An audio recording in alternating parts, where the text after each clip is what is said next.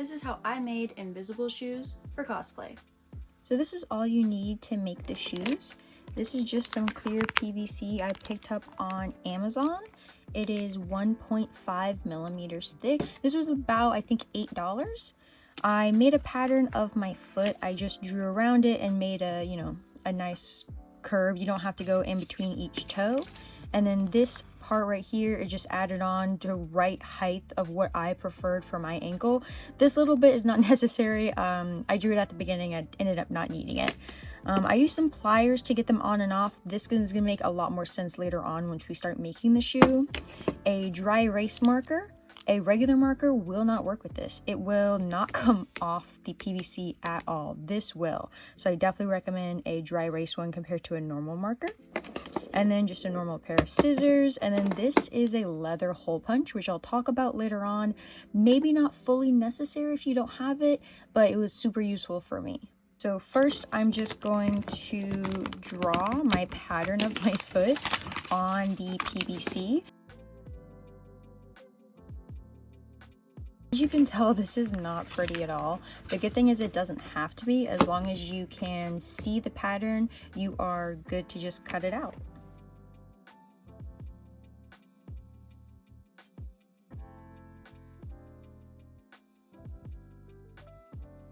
And then before I moved on to the next step, I just wanted to show you how easy it was for the dry erase marker just to wipe straight off. Alright, to make the ankle strap and the toe strap, I just cut out 2 strips. And this is the basic shape for each one, obviously not this to scale, but each edge is going to be kind of cut into almost like a triangle shape.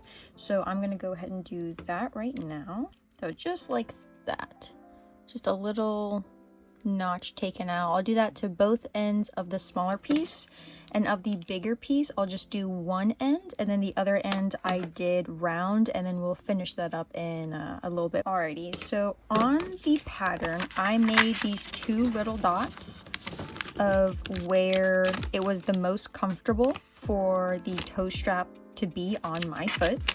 So I'm just going to turn it over. Can kind of barely see it on the other side. Oh, you see it a lot better on camera. And I'll just mark that there and there. And the same thing with the ankle. I'm just gonna mark those. And then for the ankle strap, jeez Louise,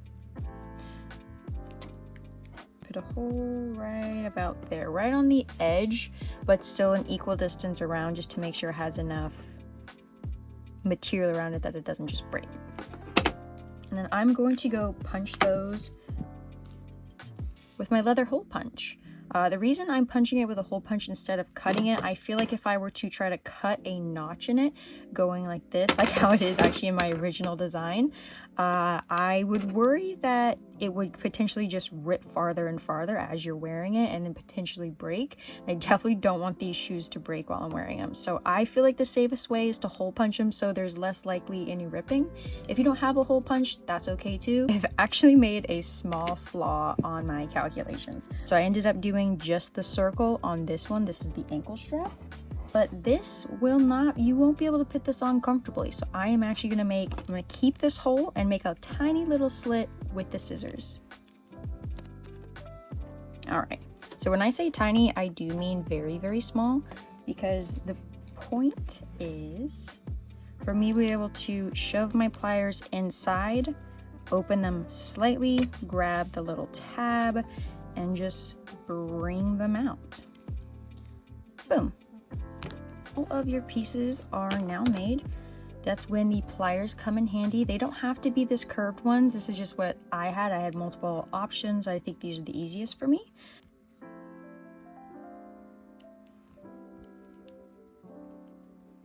So you're trying to sandwich it like this, and you are just putting it through that hole.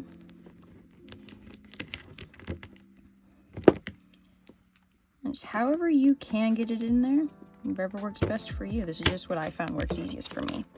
Make sure it's through the other side. You're golden. Alrighty. Now, to get these on is the exact same way. That's why it's, to me, the pliers are necessary.